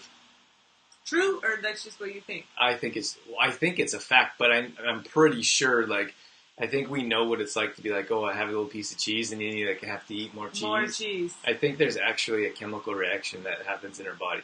Don't quote me on that, but I'm pretty sure. And for us, our standpoint, there's not a whole lot of nutrients in cheese. And of course, the Canada Food Guide would tell you something different, but our standpoint is that you're not getting a ton of nutrients from cheese, so that's why we usually recommend staying away from cheese. I know that's shocking. And everyone loves cheese, but yeah. unfortunately, it's not going to give you the best nutrients. It was really difficult for me because I was am a huge cheese lover, and it was huge. It took me quite a long time to get off. What would you say that? To stop eating cheese or to get off of cheese? But what really helped me was realizing how it negatively affects my body, and I just wanted to feel better. So, when I ate cheese, I would break out. Like, my acne would just go crazy. And I haven't eaten cheese in probably being strict no cheese for like a few months now, or I don't know. It's less and less. It's less and less each time, but I just enjoy having an acne-free face. So I still get these cravings where I want some cheese, but Drew's like, your face not gonna like that, and then it's like, oh, you did it again, Drew. But it's true. And then of course, digestion-wise, dairy has always made me feel like dairy just goes through me, if you know what I mean. So it just doesn't digest really good. So I think a lot of times if we can think about, how is that going to make me feel after I have it, it can help us go in the right direction. Yeah, for sure. That goes back to what I was saying about understanding like how your body reacts to different things. Because many times like we have digestive issues, or we have like IBS is like a big thing, like irritable bowel syndrome is, and like things like triggered our dairy, for example, processed food, refined sugar. So I had someone read this book that had IBS, had read Detoxify Yourself, and they're like, every single person with IBS should read this book because it has everything to do with staying away from the things that cause people to have flare-ups or inflammations or episodes. And so if you start to pay attention to these things and move away from them or transition them out of your lives, then you're going to be healthier and you're going to feel better. Yeah. It's all about feeling good. We got cheese talk. Everyone loves cheese. Kayla, Suzanne, and everyone else probably wants to know how you make your own cheese.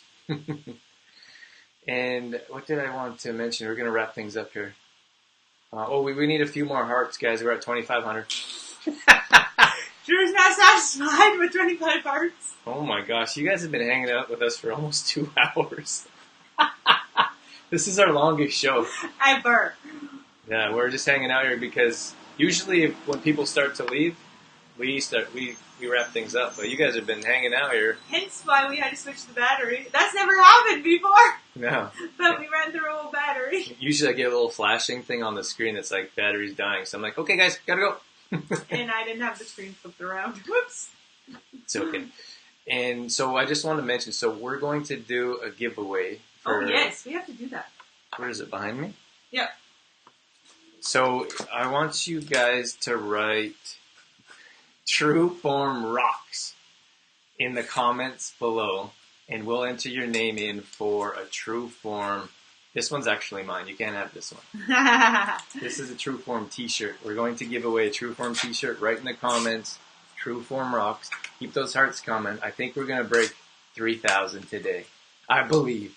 You believe. And I just want to mention, too, if you don't have CTP and you would like to try CTP for baking or for smoothies, you can let us know. We deliver locally in the Olds area. We can ship it to you if you're outside of the Olds area. And we also are at the market in Olds every week it'll be until the end of September. So every Thursday, we're at the market in Olds, 3:30 to 6:30, so you can pick up CTP there as well. So just let us know if you'd like to get your hands on some CTP, and we can hook you up with that. Great for baking. Yeah. If you guys already have a True Form t-shirt, you can also enter in the draw and give it away to a friend. Yeah. And you know what is really cool about True Form t-shirts? When you wear them, it helps us advertise. You know what the thing is, like the greatest gift when you give something away or is when people use it.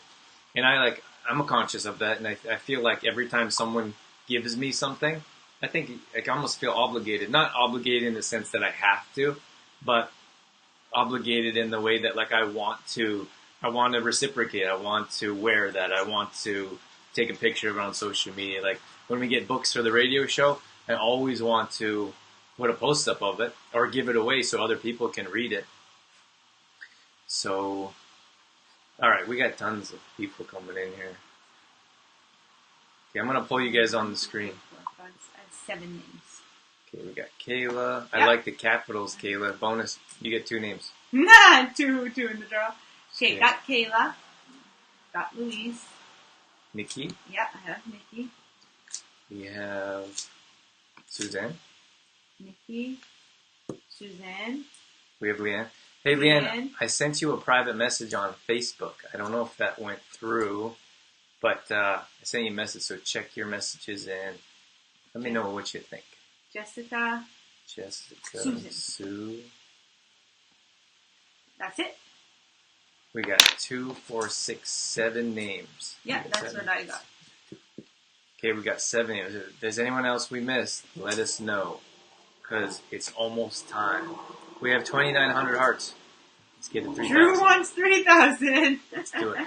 Okay, before we do that, I just want to mention one last time. Are you guys tired of hearing about our YouTube channel?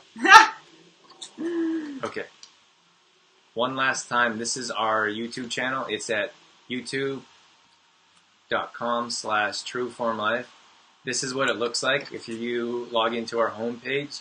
And then you can scroll down, so you'll see a button that says playlist. You can find all our past playlists, for example. Here's our recent radio show we just released with Justin Roth, and he's a local gym owner here at the Redondo Beach that just went up. Past Cooking with Dorothy shows. Episode 8. What? Episode. And then this is our Life of an D&D Adventures. Did I do that wrong? Yeah, that was wrong. Oh, Louise, I dropped the ball. Day in the life of D&D. That one has 42 views. Need some more views on that one, guys. We our goal is to get to 100 views, right? Well, we'd like 100 views on each video. That was Yeah. for the last one, Yeah. and we were close to. See, I'm gonna pull up the playlist. So if you guys want to pull up a playlist, so here's Day in the Life. Is it Day in the Life? Day in the life. Oh man, Why does he keep putting D&D Adventures? because I put See, it there. I need to be editing, Drew. Well, I would love for you to edit. No, I mean edit your work. Before you submit it, you should have like this thing where I have to sign it off before you Oh my before gosh. you do it. There we go. So you guys can put a thumbs up. That always helps, and you can comment as well. So you have to sign in to be able to do that, which I'm not. And I just want to pull up this last one here. We were hoping for 100 views. Well, we actually have 40 some views on 5, and we set a goal for ourselves to reach 100 for this last one. We got 9 likes. That's 100 views. We did it! We didn't even know because we try not to check all the time because it comes at an obsession to always check. So we try not to check all the time. So we didn't even know that we got 100. Woohoo! Thank you guys. Just made our day. That's exciting. See, these are the little things that excite us. All right, let's do the draw for the t-shirt. Okay, just let me see if anyone else. We got Sue in there? Yep, Susan there. Yep. We got everyone. Okay, getting rid of these. Drum roll, please. You're picking it. Oh man, there's so much pressure to pick. Yeah, I know, but We have it's your job. 3,200 hearts. Oh, woohoo! Thanks, guys. Okay, I'm ready. Okay. Hold it up. Okay, you're gonna have to let me get it. You have just one? I have just one. I'm going to bring it over to the other camera. I figure it's set up. May as well use it. Might take you a little bit to open it. Boom, boom. Boom! I can't see it. What does that say? Oh, Suzanne! Oh, Suzanne. It got Oh, there it is. Upside down. upside down. Suzanne! Yay, Suzanne! Congratulations! World's best t-shirt! Oh, that's fun. Yay, Suzanne! Congrats, we're super happy for you, Suzanne. We'll be sending that out here shortly. I don't even know what to say. I'm a bit beside myself. It's been 2 hours. This is our longest show. I've never even thought of going this long. You're welcome, Suzanne. But it's so cool to have you guys. Most of you have been here with us from the beginning, and you just basically just sitting here hanging out with us. We know how precious time is to everybody. You know, everybody is saying, or most people say, I don't have enough time in a day. So for you guys to give us that time, that amount of time, 2 hours, it just means so much to us that you are in here and so supportive and sticking around with us and asking questions. So it's just incredible. Yeah, I'm speechless. Thank you guys so much. The support we get, I mean, that's why we're here. That's why we do this. The support that we get, you guys coming in and hanging out with us, your likes, shares, like all of that means a lot to us. I don't know if we weren't actually on video, but we were actually genuinely excited when we saw we got 100 views, because that means a lot to us. It means that our business is growing and people are interested in what we put together. So it's important to us. Mm-hmm. So we're gonna wrap things up here, guys. Yeah, we're gonna get going on. Let you guys get going with your day. Just let us know if you need some CTP. We can hook you up with that.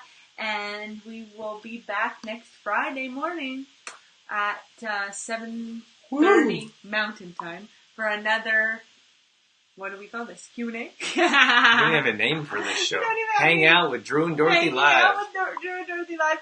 We'll also be having another Cooking with Dorothy this Tuesday, 7 p.m. Mountain Time. So if you haven't had a chance to check that out yet, we'd love to have you on over there too.